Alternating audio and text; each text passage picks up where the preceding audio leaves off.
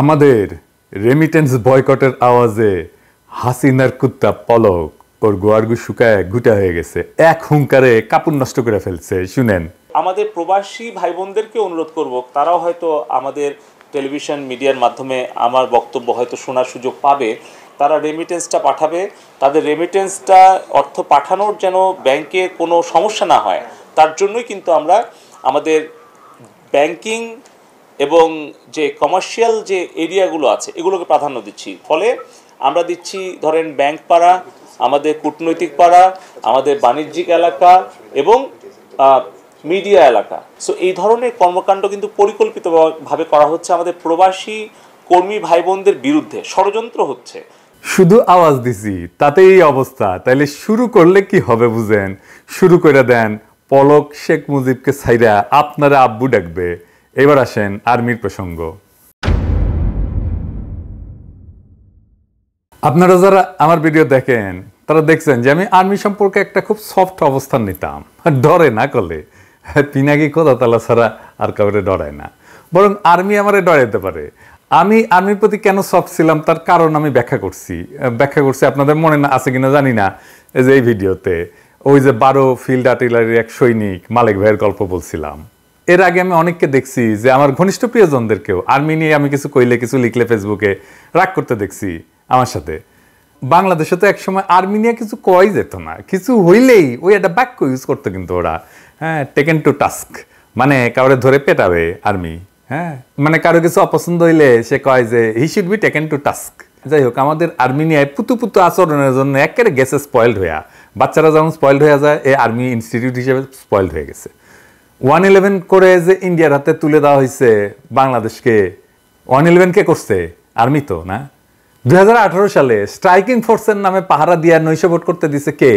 Army তো। হ্যাঁ, এটা বিবিসির রিপোর্ট দেখায় আপনাদেরকে। হ্যাঁ, ভোটাররা ভোট দিতে গেছে, তাদের ধরে মারপিট করতেছে আওয়ামী গুন্ডারা, তারা ছুটে গেছে সাহায্যের জন্য সেনাবাহিনীর টহল দলের কাছে। তারপরে তারা কি করে চম্পট দেয় দেখেন।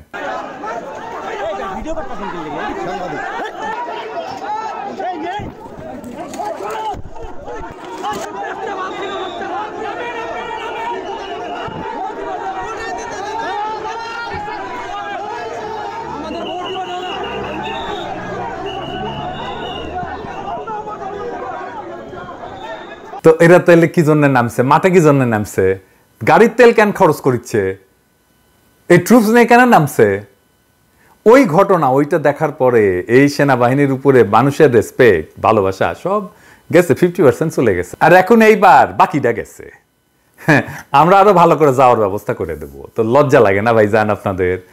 ইলেকশনের আগে সে কি রোয়া ভ্যান করবো ত্যান করবো। হ্যাঁ, আপনারা ভোট দিতে আসেন, অমুক করেন তমুক করেন। দেখেন পরিকল্পনার কথা করছে ইলেকশনের আগে। পরিকল্পনা কি? হ্যাঁ, বলছেন পরিকল্পনা কি? 299টি আসনের জন্য আমরা বেসিক্যালি প্রিপারেশন নিচ্ছি। আমাদের কন্ট্রোল রুমে যেটা কাজ হবে, আপনারা এই যে ম্যাপ দেখতে পাচ্ছেন আসন ভিত্তিক প্রার্থীর পরিসংখ্যান, এই ম্যাপটাতে আছে হলো গিয়ে আমাদের কোন জায়গায় কতগুলো প্রার্থী আছে, স্বতন্ত্র প্রার্থী এবং অন্যান্য প্রার্থী যারা আছে। এবং এখান থেকে আমাদের বেসিক্যালি যে কাজ হবে, এই ম্যাপ থেকে যদি আমি সরাসরি অন্য একটা ম্যাপে চলে যাই, যেমন আপনারা এখানে দেখবেন র্যাপিড অ্যাকশন ব্যাটালিয়ন, র্যাব। পুরো বাংলাদেশের র্যাবের যতগুলো ব্যাটালিয়ন আছে, কোন জায়গায় তারা ডিপ্লয়মেন্ট আছে, এবং এখানে র্যাবের সিও এবং কমান্ডিং অফিসার যারা আছে তাদের নাম্বার দেওয়া আছে। আমরা সরাসরি তাদেরকে এখানে হিট করতে পারবো যে কোনো ধরনের কোনো যদি অনাকাঙ্ক্ষিত কোনো সিচুয়েশন চলে আসে। তো বীর জাফর আলী খান সেনাবাহিনী ভূমিকা পালন করছি, পাথরের মতো নিশ্চুপ দাঁড়ায় থেকে। আবার দেখেন এই যে কারফিউ দিতে নামে এই কি কয় বালছিউন। বিভিন্ন স্থাপনে আমরা যখন গিয়েছি, ওখানে যারা ছিলেন তারাও এক বাক্যে বলেছেন যে এখানে স্যার কোনো শিক্ষার্থীরা ছিল না, সমস্ত যা করেছে এটা একটা দুর্বৃত্তায়নের যারা সাথে জড়িত, দেশকে যারা নিশ্চিহ্ন করতে চায় তারাই করতে চেয়েছে।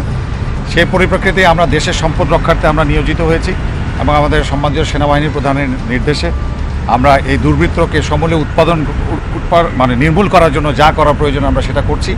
আপনারা দেখছেন যে দেশের এখন জনমনে একটা স্বস্তি, অলরেডি 72 আওয়ার্স আমরা পার করেছি এবং জনমনে স্বস্তি এসছে। স্পষ্ট ভাষায় আমরা বলতে চাই যে বাংলাদেশ সেনাবাহিনী অত্যন্ত সুশৃঙ্খল একটি প্রশিক্ষিত পেশাদার বাহিনী।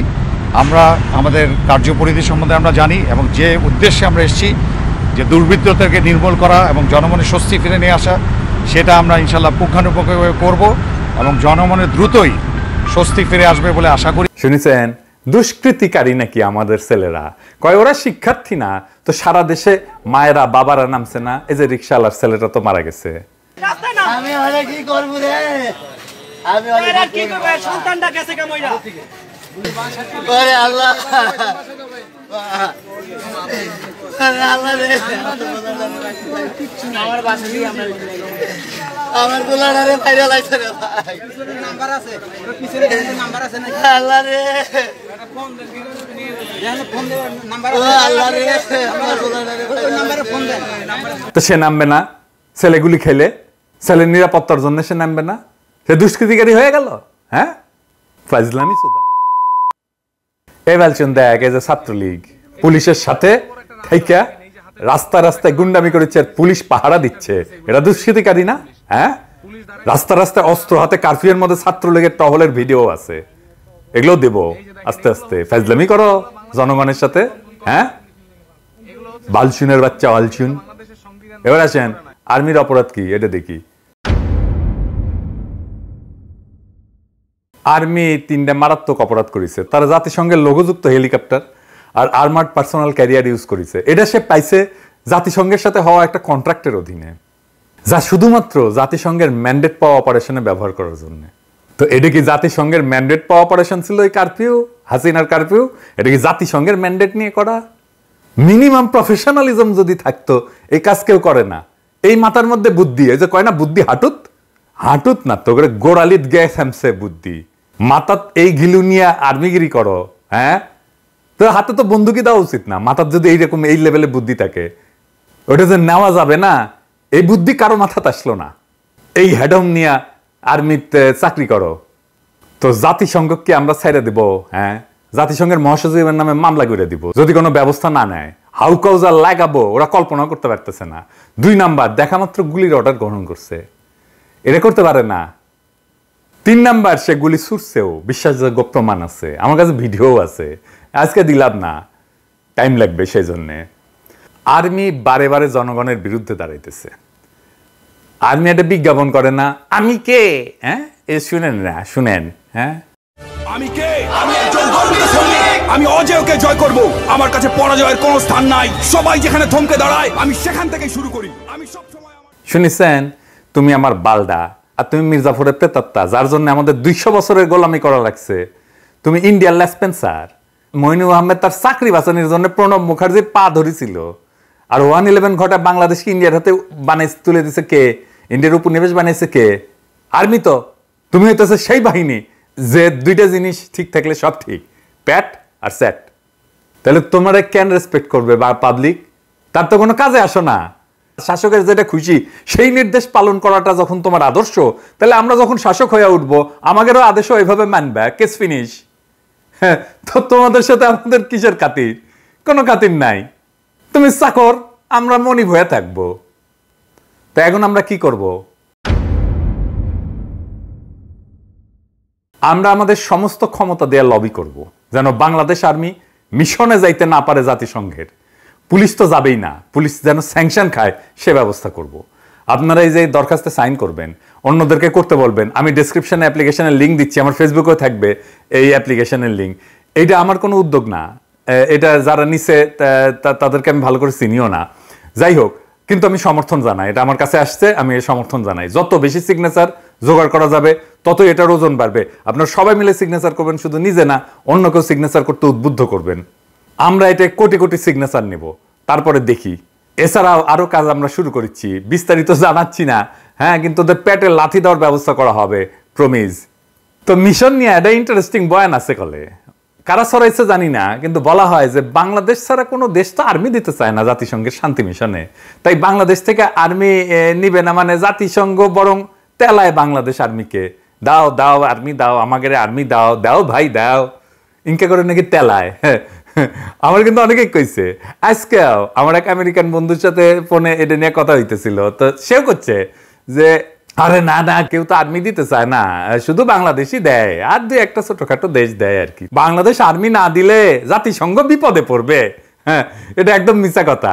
ইন্ডিয়ান পেঁয়াজ নিয়েছিল না একটা বয়ান, এমন ধারণা তৈরি করা হয়েছিল যে ইন্ডিয়ান পেঁয়াজ ছাড়া আমাদের রান্নাঘর বন্ধ হয়ে যাবে, আমাদের খাওয়া দাওয়া বন্ধ হয়ে যাবে। হ্যাঁ, আমরা হিসেব করে দেখাইছিলাম যে বাংলাদেশ পেঁয়াজের স্বয়ংসম্পূর্ণ, পেঁয়াজ আমদানির দরকার নাই। দেখেছেন তো পরে আসলেই আমাদের কথা ঠিক। শান্তি মিশনে অনেক দেশ সৈন্য পাঠায়, সবচেয়ে বেশি পাঠায় নেপাল, বাংলাদেশ তৃতীয় কন্ট্রিবিউটর, এটা ইউএনের নিজস্ব হিসাব। এছাড়া রুয়ান্ডা আছে, ইথিওপিয়া আছে যারা বেশি পাঠায়, অনেক বেশি পাঠায়। কিছু বাংলাদেশের চেয়ে বেশি পাঠায়, কিছু বাংলাদেশের সমান পাঠায়। ইন্ডিয়া আছে, পাকিস্তান আছে, প্রায় বাংলাদেশের সমান পাঠায় সেনা। বাংলাদেশ থেকে যদি নাও নেয় সেনা, জাতিসংঘের কোনো অসুবিধা হবে না, বিন্দুমাত্র অসুবিধা হবে না। হিউম্যান রাইটস ভায়োলেটার, মানবাধিকার লঙ্ঘনকারী শান্তি মিশনে যাবে না, এটা সোজা চাপ, সে প্লেন অ্যান্ড সিম্পল। দুনিয়াতে আমাদের সাপোর্ট করার মতো রাজনৈতিক দল অনেক আছে, অনেকের সাথে আমাদের যোগাযোগ তৈরি হয়ে গেছে এর মধ্যেই। আগে শুধু তো হিউম্যান রাইটস অর্গানাইজেশনগুলোর সাথে ছিল, এখন মিডিয়ার সাথে সম্পর্ক দাঁড়িয়েছে। তারা জানে বাংলাদেশে কি গণহত্যা হয়েছে, আর এই গণহত্যার রক্ত বাংলাদেশের সেনাবাহিনীর হাতে লাইগা আছে। এই ক্যাম্পেইন চলবে সারা দুনিয়ায়। আর একটা কথা কয়ে দিই, প্রিয় সেনাবাহিনী, হ্যাঁ আপনাকে বাংলাদেশ মুক্ত করার জন্য যদি একটা মুক্তিবাহিনী গড়ে ওঠে, ফাইট কইরা তাদের বীরত্বের সঙ্গে টিকতে পারবেন না। হ্যাঁ, ওই কুকি চিনের সাথেই পারেন না, আর এই উদ্দীপ্ত তারুণ্যের সাথে আপনি কেমনে পারবেন? খুব কাছে মায়ানমারের উদাহরণ কিন্তু আছে। হাসিনা যদি ক্ষমতায় টিকে থাকে তাহলে বাংলাদেশ ওইদিকে যাবে, লিখে রাখতে পারেন। এইবার আসেন একটা ফেসবুক স্ট্যাটাস দিয়ে এপিসোড শেষ করি। আমি জানি না আমি পুরোটা ঠিক মতো পড়তে পারবো কিনা, কারণ এইটা এত মুভিং, এত এত ইমোশনাল, এটা আমি যতবার পড়তে গেছি পুরোটা আমি পড়তে পারিনি। তারপরেও আপনাদের সাথে আমি শেয়ার করি। এটা একটা বোন লিখছে তার ভাইকে নিয়ে। আসেন আমরা শুনি।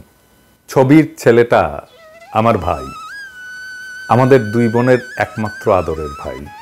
আমরা ওকে কি পরিমাণ ভালোবাসি এটা হয়তো কখনো আর তাকে বলাই হবে না, সুযোগ করি। যেদিন প্রথম আম্মু তাকে আনে বাসায়, এসেই সে আমাদের দুই বোনের গায়ে সসম্মানে হিসু করে ভালোবাসার জানান দেয়। আমাদের ছোট্ট বাবুটাকে আমরা টুনা ডাকতাম, ভালোবাসার ডাক আর কি। ছোট্ট টুনা বড় হয়ে বড় টুনা হইল, কিন্তু টুনাই রয়ে গেল, আমাদের কাছে সৈকত হতে পারল না। কি রাগ তার! আমাকে বন্ধুদের সামনে টুনা ডাকবে না তো সেবন্তী আপু। 11ই সেপ্টেম্বরে তার 20 বছর হওয়ার কথা ছিল। জন্মদিনের কয়েকদিন আগে থেকেই গান গাওয়া শুরু করত। সেবন্তী আপু কি কেক বানাবা তুমি? কত হাসি খুশি ছিলাম আমরা। এখন বুকে খালি হাহাকার, কি যেন নাই, নাই তো নাই।